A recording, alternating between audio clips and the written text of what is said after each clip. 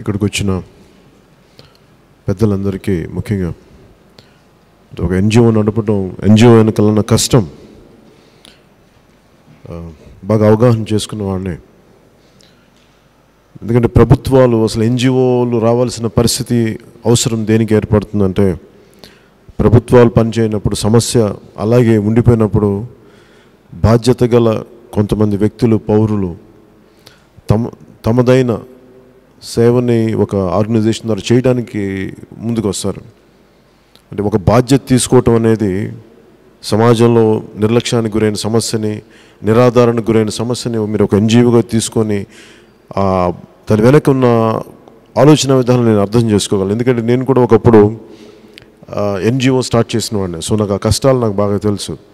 నేను కూడా political party పెట్టలేదు. ఫస్ట్ నేను పెట్టింది కామన్ మ్యాన్ ప్రొటెక్షన్ ఫోర్స్ అని ఒక ఎన్జిఓ స్టార్ట్ చేసినప్పుడు ఇవన్నీ నాకు ప్రాథమిక హక్కులు, మన ఒక దేశ పౌరుడిగా మనందరికీ సహజంగా రావాల్సిన హక్కులు మనల్ని కాలు రాస్తూ ఉంటే క్వశ్చన్ చేయడానికి నేను పెట్టుకున్నాను ఆ పార్టీ. అది ఆ organization eventually that has become a political party. ముఖ్యంగా నేను మీకు చెప్పదలుచుకుంది, మేము ఈ పర్టికులర్ మీటింగ్ మీరేదో ఓట్లకో దీనికో, నిజంగా నేను మార్పు కోసం వచ్చాను పొలిటికల్ ప్రాసెస్లో. ఎందుకంటే నేను ఏ మూలకెళ్ళినా వెంకటాచలం గారు లాంటి పెద్దలు కానీ, ఇక్కడున్న మాట్లాడిన ప్రతి ఒక్కరు కానీ, వీళ్ళందరి కష్టాలు నేను చూస్తూ ఉంటాను. ఎన్జిఓలు ఒక్కళ్ళకి కులానికి, మతాలకి, ప్రాంతాలకి అతీతంగా పనిచేస్తారు, మానవత్వానికి పనిచేస్తారు. మానవత్వం ఎక్కడైతే నష్టపోతుందో, నిరాధారణ ఎక్కడైతే ఉందో, నిర్లక్ష్యం ఎక్కడైతే ఉందో, ఆ ఎన్జిఓ నడిపే వ్యక్తుల తాలూకు ఔన్నత్యం మీద నాకు చాలా అపారమైన గౌరవం ఉంది. మొన్న మధ్యన ఈ రీచ్ అవుట్ ప్రోగ్రామ్ కూడా ఎందుకు పెట్టామంటే, మేము పొలిటికల్ ప్రాసెస్లో ఎంతసేపు మా క్యాడర్ని కలిసో మా నాయకుల్ని కలిస్తే కూడా ఒక సమగ్రమైన అవగాహన రాదు. కొంత కొరత ఉంటుంది, చాలా కొరత ఉంటుంది, కొంత చాలా ఉంటుంది నిజంగా. కాకపోతే ఎన్జిఓస్ ఎవరు ఒక పార్టీ సైడ్ తీసుకోబడి, వెంకటాచలం గారు నేను పార్టీని వదిలి ఎందుకు వచ్చాను, రాజీనామాకి ఎందుకు వచ్చానంటే, ఒకసారి గబుక్కుని ఒక మాట అనేటివి, నేను పలానా పార్టీలో ఉన్నా కదా, నీకు సంబంధం ఏంటంటే న్యూట్రల్ స్టేట్ నుంచి పనిచేయడం చాలా ఒకసారి పని ఎక్కువ సులభతరం అవుతుంది. సో వెంకటేశ్వరం గారు చేసింది కూడా అది నేను మనస్ఫూర్తిగా అర్థం చేసుకోవాలి. అందుకే ఎన్జిఓలని మిమ్మల్ని ఈ మార్పు కోసం మేము చేస్తున్న ప్రయత్నంలో మిమ్మల్ని మేము ఇలా ఆలోచిస్తున్నాం అని మీకు చెప్పడానికి చిన్న ప్రయత్నం. మీరు ఇవన్నీ సమస్యలు చెప్పినా ఈ రోజున మేము గవర్నమెంట్లో లేం, అలాగని మాకు మీలాగే చెయ్యాలన్న తలంపు ఉంది. మేబీ మా గొంతు కొంచెం బలమైన గొంతు కావచ్చు, అలాగే మేము పోరాటం చేసి ఎక్కువ మందికి వెళ్ళొచ్చు. ఇవన్నీ దృష్టిలో పెట్టుకొని మేము ముఖ్యంగా నిజంగా కొన్ని సంవత్సరాలు ఒక పర్టికులర్ స్టిపులేటెడ్ టైం వరకు కొంత ప్రభుత్వానికి, ప్రజల కోసం పనిచేసిన ఎన్జిఓస్కి మేము ఖచ్చితంగా మీరు పనిచేయడానికి నేను నిర్ణయించుకుంది జనసేన పార్టీ మేనిఫెస్టో తరపు నుంచి మీకు ఒక ల్యాండ్ ప్రొవైడ్ చేస్తాం మీ ఆఫీసెస్ రన్ చేయడానికి. It will be on the behest of government. ఇది నేను ఒక మేనిఫెస్టోలో మేము తీసుకున్న సోదరులు మనోహర్ గారు మేము ఆలోచించుకొని ఎన్జిఓస్ మీటింగ్. ఎందుకంటే పాపం మేము వైజాగ్లో ఉన్నప్పుడు ఒక మానసిక వైకల్యం ఉన్న చిన్నపిల్లలు నడిపే ఒక కేంద్రానికి పాపం ఆవిడ పెద్ద మనసు, ఒక పెద్ద ఆవిడ 60-70 ఏళ్ళు ఉన్నాయి ఆవిడకి.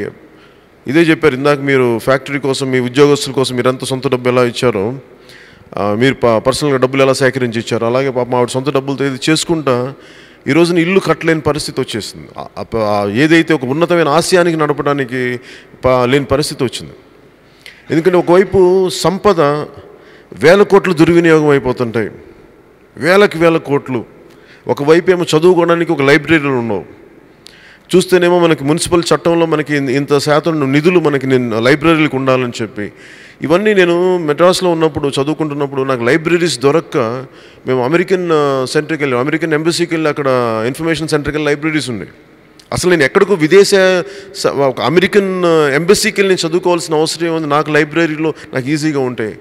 ఇది బేసిక్గా చదువు అనేది ఎంత అవసరం అంటే, ఒక బుక్స్ కానీ లైబ్రరీస్ కానీ మీరందరూ అంటే ఒక్కొక్క దాని గురించి చూస్తూ ఉంటే మీరు ఒక డిఫరెంట్ దాదాపు ఒక ఇక్కడ ఉన్నాయే నాకు ఒక 36 మంది ఇష్యూస్ ఉన్నాయి, 36 ఆర్గనైజేషన్స్.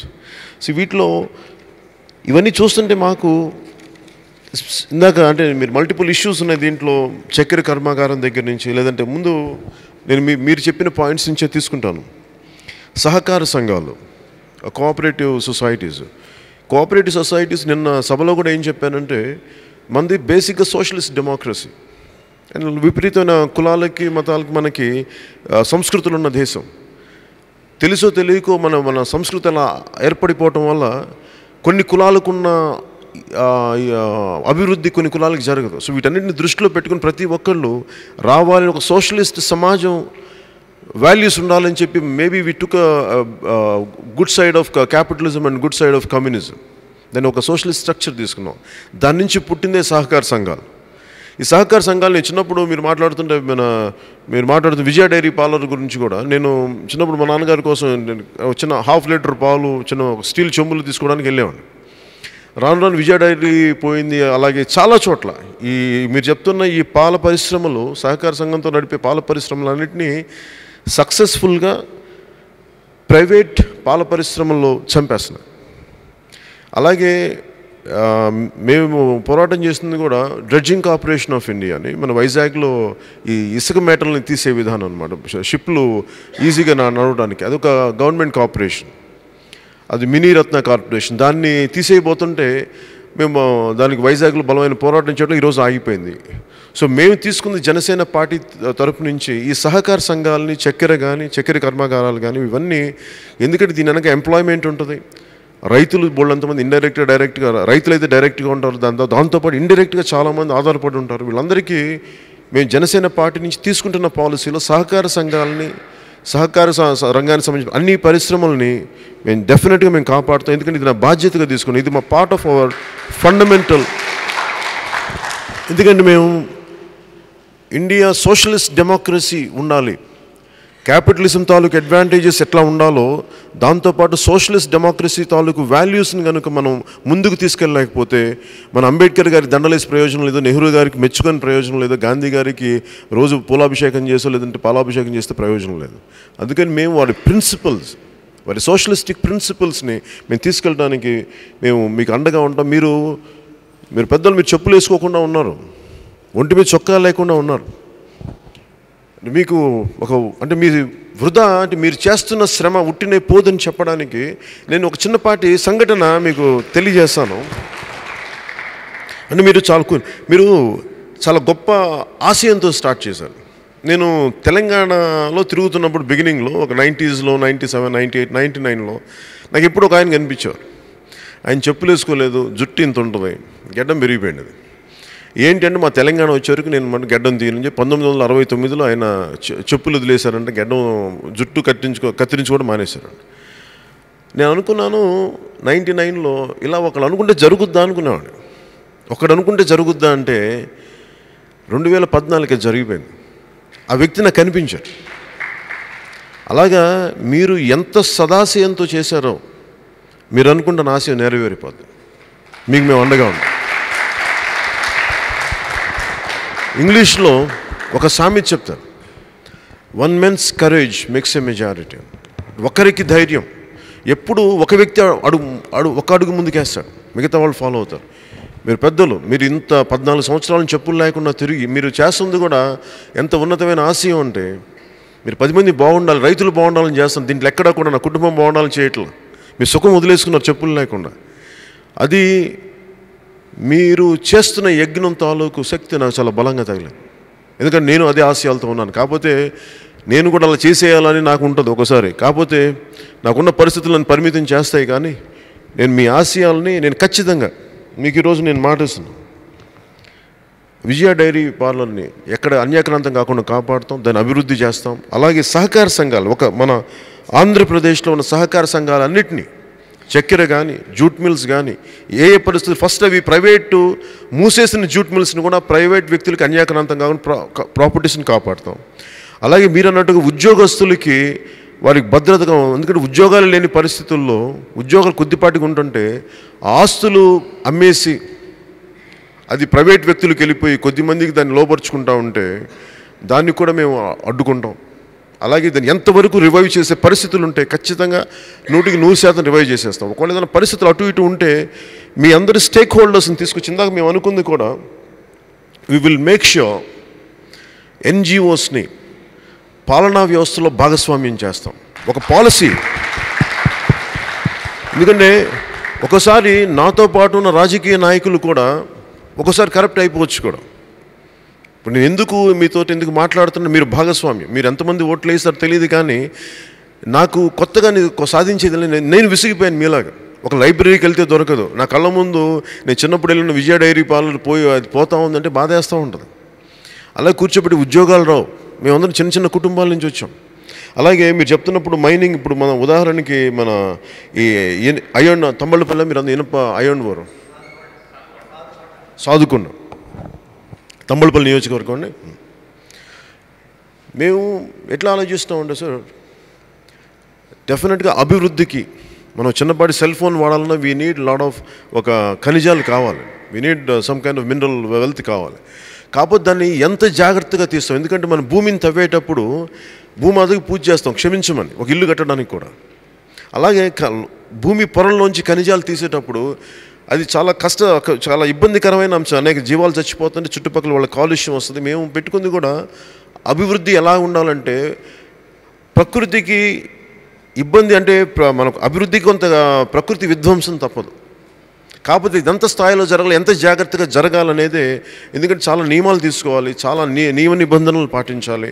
అవన్నీ పాటిస్తే ఎంతో కొంత మినిమైజ్ చేయొచ్చు. అలాగే ఎక్కువ మంది జనసాంద్రత ఉన్నప్పుడు అసలు ఇక్కడ అయోన్ ఓర్ తీయాలా లేదా అనేది కూడా పాలసీలు మేము ఆలోచిస్తూ ఉన్నాం. లేదంటే ఇంకో చోట ఎక్కడైనా తీయచ్చు, జనసాంద్రత తక్కువ ఉన్న చోట తీయచ్చు, ఇంకో చోట్ల ఏమున్నాయని. వీటన్నిటిని దృష్టిలో పెట్టుకొని నేను ఖచ్చితంగా దీన్ని మనకి ఇబ్బంది కలిగే పరిస్థితులు ఉంటే will bring out a responsible mining policy. అంటే అన్యాక్రాంతి ఇష్టారాజ్యంగా చేసేస్తున్నారు. ఇక్కడ కనపడితే ప్రాఫిట్స్ కోసం ఆలోచిస్తున్నారు తప్ప ఇంతమంది ప్రజలు ఉంటారని చెప్పి. ముందు మన కడపలో కూడా, మన పులివెందులో కూడా ఈ యురేనియం తీసేస్తూ ఉంటే దాని చుట్టుపక్కల చాలామందికి ఇబ్బంది అవుతుంది. ఎవరు మాట్లాడట్లేదు, ప్రతిపక్ష నాయకులు కూడా మాట్లాడట్లేదు. ఇవన్నీ మేము దృష్టిలో పెట్టుకున్నాం. అందుకని wheel bring out a very comprehensive and mining policy which will make sure it won't endanger the lives of people. You will definitely will take care sir. Will definitely దాన్ని మేము దృష్టిలో పెట్టుకొని, ఎందుకంటే నేను దాన్ని ఎక్కువ మాట్లాడేసేట కంటే కూడా నేను దాన్ని ఒకసారి ఆ సైట్ని విజిట్ చేసి ఒక ఓవరాల్ ఒక మైనింగ్ ఆడిట్ తీసుకొని, రాష్ట్ర అవసరాలకు ఎంత ఉన్నాయి, జాతీయ అవసరాలకు ఎంత ఉన్నాయి, ఎంత ఆడిట్ తీసుకొని ఇక్కడ ఎలాంటి నష్టం వాటిల్లుతుంది, దీన్ని ఎక్కడికి తరలించవచ్చు, వీటిని దృష్టిలో పెట్టుకొని I will respond in responsible manner in days to come. Thank you sir, thank you very much. అలాగే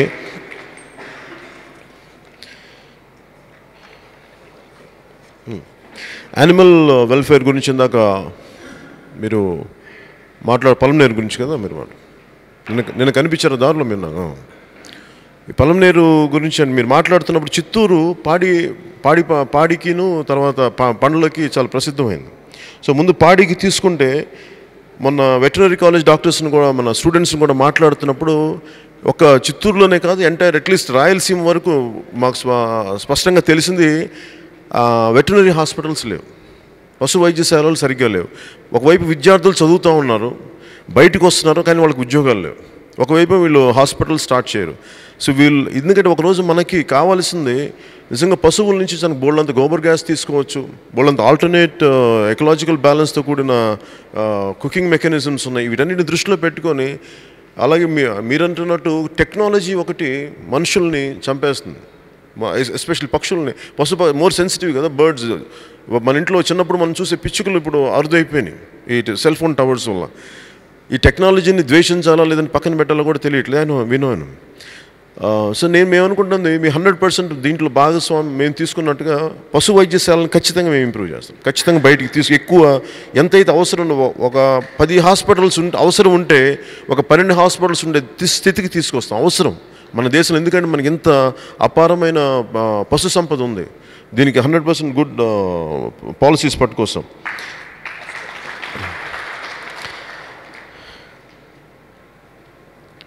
అలాగే స్కూల్స్ గురించి అని మేము కొంచెం ర్యాండమ్గా మాట్లాడుతున్నాను.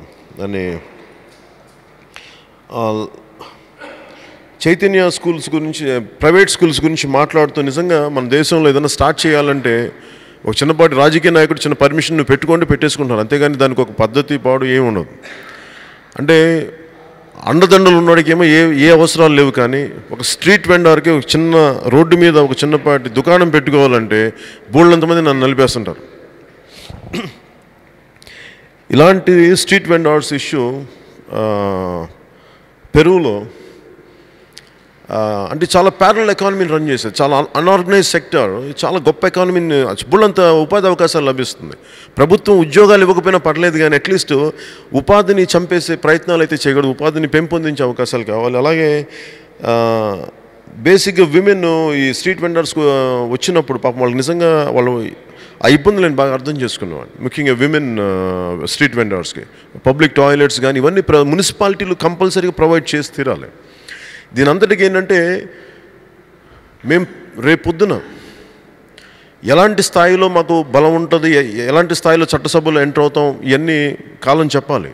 కానీ మేము యాజ్ ఎ పొలిటికల్ పార్టీకి ఈరోజు చెప్పగలిగేది, మీరు ఎలాంటి ఆశయాలతో అయితే పనిచేస్తున్నారో స్ట్రీట్ వెండర్స్ గురించి, లేదంటే అనేక సమస్యల గురించి ప్రస్తావించిన ఇవన్నీ కూడా మేము కూడా అదే ప్రయత్నం చేస్తున్నాం. కేవలం నేను నా కింద ఉన్న మాతో పాటు కలిసి పనిచేస్తున్న రాజకీయ వ్యవస్థని మేము నమ్ముకోవట్లేదు, మేము మిమ్మల్ని కూడా భాగస్వామ్యం కమ్మంటున్నాం.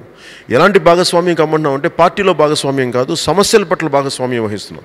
కొన్ని సమస్యల పట్ల మీరు మనందరం ఒకటేలా ఆలోచిస్తున్నప్పుడు మీరు కలిసి మనం ఇప్పుడు డ్రెడ్జింగ్ కార్పొరేషన్ ఆఫ్ ఇండియాకి ఉదాహరణకి మేమందరం కలిసి పనిచేస్తాం. దాంట్లో it's not about votes or anything, it is about retaining our properties, retaining our revenue. So అలాగే సాల్వింగ్ ది ఇష్యూస్. మీరు కూడా ఈ ఎన్జిఓస్, మీరు ఏ ఎన్జిఓస్ అయితే స్టార్ట్ చేస్తున్నారో, ఫర్ ఎగ్జాంపుల్ స్ట్రీట్ వెండర్స్ గురించి నాకు personally I'm quite empathetic about it. ఎందుకంటే మేము పెరువులో చాలామంది తీవ్రవాదం పెరిగిపోతుంది, లేదంటే అశాంతి పెరిగిపోతుందంటే ఉపాధి అవకాశాలు ఉండి ఏమీ లేనప్పుడు ప్రజలు పక్కన పెడతారు. ఇప్పుడు మాదక ద్రవ్యాలు కాలేజీల్లో నడుస్తున్నాయి అంటే వాళ్ళ ఎనర్జీకి అవుట్లెట్ లేదు. వాళ్ళు చదువుకుంటే ఒక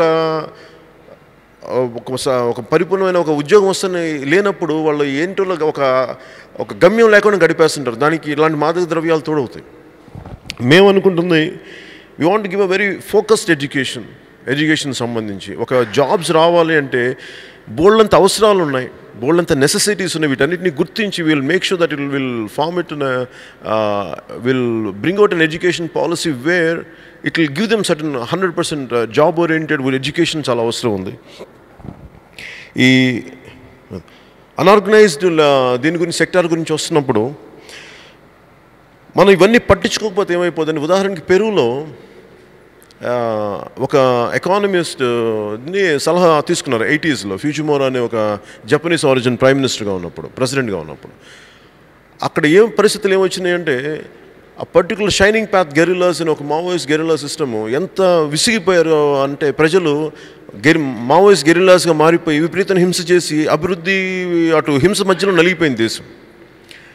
సో ప్రెసిడెంట్ వచ్చి ఒక హెర్నాండో డిసోటో అని చెప్పి institute of Liberty and democracy తాలూకు ఒక మెయిన్ వ్యక్తిని తీసుకొచ్చి మాకు కొంచెం ఐఎల్డిఎన్ మీరు మా కంట్రీ ఇలాంటి పరిస్థితుల్లో ఉంది, మీరు ఏమేమి సలహాలు ఇస్తారంటే అతన్ని చూస్తే బోల్డన్ని ప్రతిదానికి ఒక పేపర్ వర్క్, ప్రతిదానికి ఒక జీవో ఉన్నాయి, కానీ అలసిపోయారు. ఇంత మాన్యుమెంటల్ వర్క్ మేము చేయలేమని చెప్పి simple he went to the people, straight people దగ్గరికి వెళ్ళినప్పుడు ఆ స్ట్రీట్ వెండర్స్ దగ్గరికి వెళ్ళారు. So that's the reason I'm coming on scouting this. వెళ్తున్నప్పుడు వాళ్ళు చెప్తుంటే మేము ఇక్కడ షాప్ మళ్ళీ సమస్య, ఇక్కడ మేము షాప్ పెట్టుకోవాలంటే పోలీస్ డిపార్ట్మెంట్ వస్తుంది, రెవెన్యూ డిపార్ట్మెంట్ వస్తుంది, ఇంతమందికి పెట్టి మేము ఒక చిన్నపాటి బయట ఊళ్ళ నుంచి అక్కడ ట్రక్లో తీసుకొస్తాం, వచ్చి ఇక్కడ అమ్మాలి అంటే మళ్ళీ ఏం డబ్బు తీసుకెళ్ళేటప్పటికి ఆ విసుగుతోటి మేము గెరిల్లాస్ కింద మారిపోయాం. ఇట్లా ప్రతి దగ్గర నుంచి ఒక చిన్నపాటి మ్యారేజ్ కావాలి అనే సర్టిఫికేట్ తీసుకోవాలంటే మేము 3 నెలలు 4 నెలలు వెయిట్ చేయాలి, పెళ్లి చేసుకోవాలి ఇద్దరంటే. విసిగిపోయి మేము గెరిల్లాస్కి వెళ్ళిపోయాం, తీవ్రవాదంకి వెళ్ళిపోయాం. మనకి అట్లా జరుగుద్దా లేదా ఇంకోలా జరుగుద్ది, లేదంటే మన వాళ్ళు రకరకాల భావనలకు వెళ్ళిపోతారు. సో మేము ఆలోచిస్తుంది మీరన్నట్టుగా ఈ ఫర్ ఎగ్జాంపుల్ నేను కొట్టు పెట్టుకోవాలంటే సపోజ్ మనకి ఏమంటుందని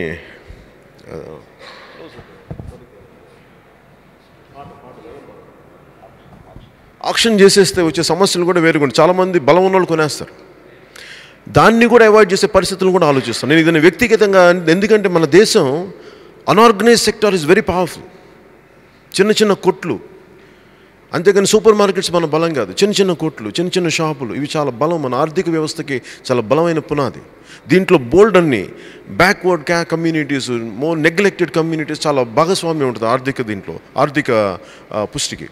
అందుకని మేము ఇండివిజువల్, అంటే ఫర్ ఎగ్జాంపుల్ నేను యుఎస్కి వెళ్ళినప్పుడు ఒక బంగ్లాదేశ్ అతను కనిపించాడు. చిన్నపాటి కొట్టు ఉంది న్యూయార్క్లో. నాకు ఉద్దేశం ఉండి నేను అడిగాను, నీకు హెరాస్మెంట్ ఉంటుందా ఇక్కడ లోకల్ అథారిటీస్ దగ్గర నుంచి అంటే, నాకేముండదు సార్, 2 yearsకి ఒకసారి $150 కడతాను, 18 monthsకో 19 monthsకో వెళ్ళి న్యూయార్క్ మెట్రోపాలిటన్లో కడతాను, అంతే, నేను ఇక్కడ పెట్టుకోవచ్చు అంతే. I want make it as that simple అండి, అంత సింపుల్గా కాదు. అంటే వాళ్ళకి ఒక ఐడి కార్డు ఇచ్చి మీరు బిజినెస్ ఉన్న చోట పెట్టుకోవచ్చు అనేది చాలా సింప్లిఫై చేస్తాం. ఎందుకంటే ఇది మన దేశానికి అనార్గనైజ్ సెక్టార్కి మేము ఇచ్చే మాట. 100% we will make it in the manifesto.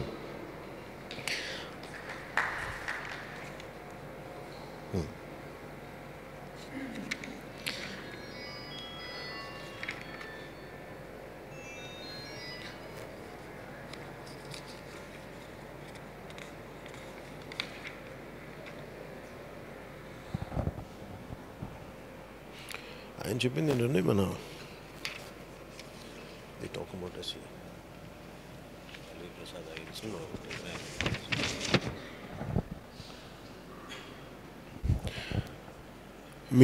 మీ పేరేంటి చెప్పారు? రెడ్ షర్ట్, మీరు ఆరెంజ్ షర్ట్, మీ పేరేంటి? యుగంధర్. కూర్చోండి.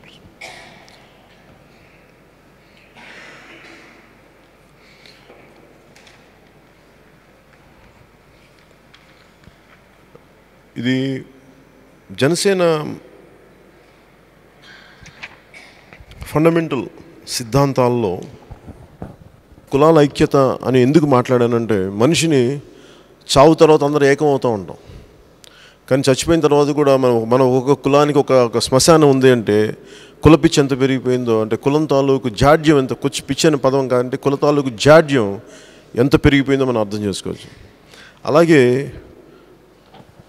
ఇందాక యుగంధర్ గారు చెప్తున్నట్టుగా మనది కులాల సమూహంతో ఉన్న సమాజం ఉంది. డెఫినెట్గా కొన్ని కులాలకి కొంత ఉంది. అలాగే నేను చాలా చోట్ల ఇందాక తను చెప్పినట్టుగా, యుగంధర్ చెప్పినట్టుగా, ఈవెన్ క్షత్రియ కుటుంబంలో ఇబ్బందులు ఉన్నాయి. చాలామంది తినలేని, గుంటూరు జిల్లాలో ఇంకా సరిగ్గా తిండికి నోచుకొని రెడ్డి కుటుంబాలు ఉన్నాయి, ఫీజులు కట్టలేని రెడ్డి కుటుంబాలు ఉన్నాయి. ఇలా చూస్తే పేదరికం అన్ని చోట్ల ఉంది. దాంట్లో సామాజికంగా ఆర్థికంగా కూడా వెనకబడిన మన ఎస్సీ కులాలు, మాదిగ కుటుంబాలు ఉన్నాయి, మిగతా రెల్లి కుటుంబాలు ఉన్నాయి, రెల్లి కులాలు ఉన్నాయి. అలాగే ముఖ్యంగా రాయలసీమలో మేము చూస్తుంది ముస్లిం మతాన్ని పాటించే వ్యక్తులు పేదరికం ఎక్కువ ఉంది. కంపేర్ టు కోస్తాతో కంపేర్ చేస్తే ఇక్కడ పేదరికం చాలా ఎక్కువ ఉంది. దీనికి కారణాలు పరిశీలిస్తే, ఒకసారి వెనక్కి చూస్తే, కొన్ని కుటుంబాల చేతిలో, ప్రతి చోట కొన్ని కుటుంబాల చేతిలో రాజకీయ ఆధిపత్యం ఉండిపోయింది. దీన్ని ఎక్కడో మారాల్సిన అవసరం ఉంది.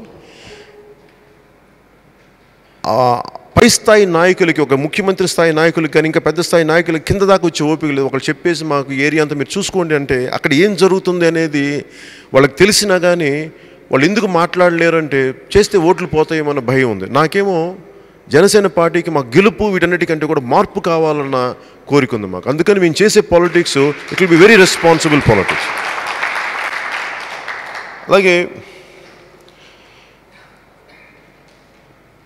మొన్న మీరు చెప్తుంటే ఇక్కడ ఇళ్ల స్థలాలకి 30 సార్లు తిరగాలని పెద్ద ఆవిడ అంటూ ఉండే, చిన్న ఫౌండేషన్ స్టోన్ వేసినప్పుడు ఒక బిల్లు, గోడలు లేచినప్పుడు ఇంకో బిల్లు, లేదంటే కప్పేయడానికి ఇన్ని. ఒక్కసారి ఎంత నరకం ఆ వయసులో. మేము మొన్న సోదరులు మనోహర్ గారు మేము మన కర్నూలు పోయినప్పుడు ఒక చోటుకు పోతే, జగన్నాథ్ గుట్ట అనే ఒక ప్రాంతానికి పోతే 9,400 ఇళ్ళు సగం సరిగా కప్పులు లేకుండా ఉన్నాయి. ఒకవైపు ఏమో అందరూ మాకు ఇళ్ళు లేవని ఏడుస్తూ ఉంటే, ఇళ్ళు కట్టేసిన ఇళ్ళు అలా వదిలేసి ఉన్నాయి.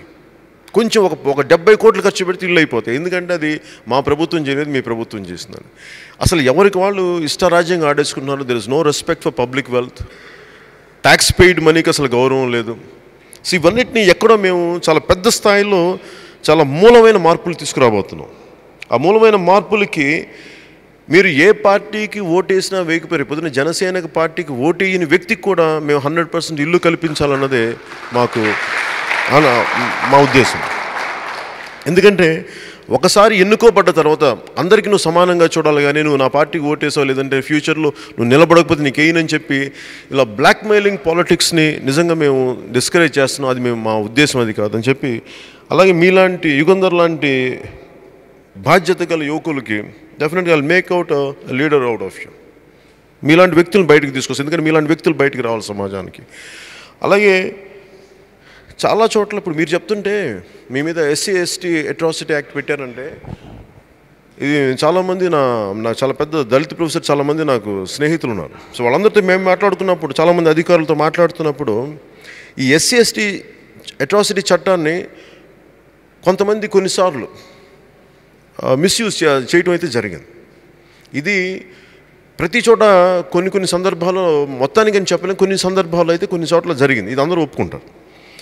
ఇది మేము కొన్ని చోట్ల దళిత మేధావులు కూడా దీన్ని ఖండించిన పరిస్థితులు ఉన్నాయి. ఇవన్నీ వాళ్ళ దృష్టికి తీసుకెళ్తాం ఇది ఖచ్చితంగా. ఎందుకంటే ఇదంతా ఏంటంటే కొద్దిమంది రాజకీయ ఆధిపత్యం కోసం చేసే కుట్ర.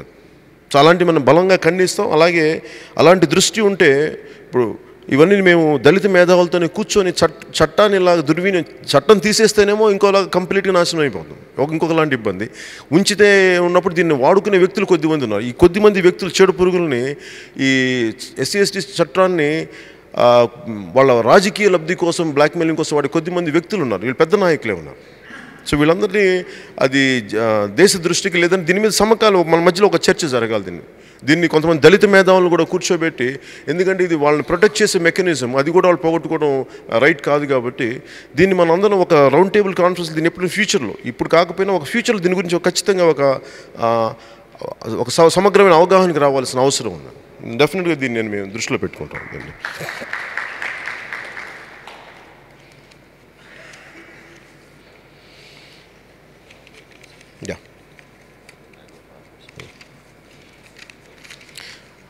అలాగే మిగతా అన్ని నేను పాయింట్స్ నోట్ చేసుకున్నాను.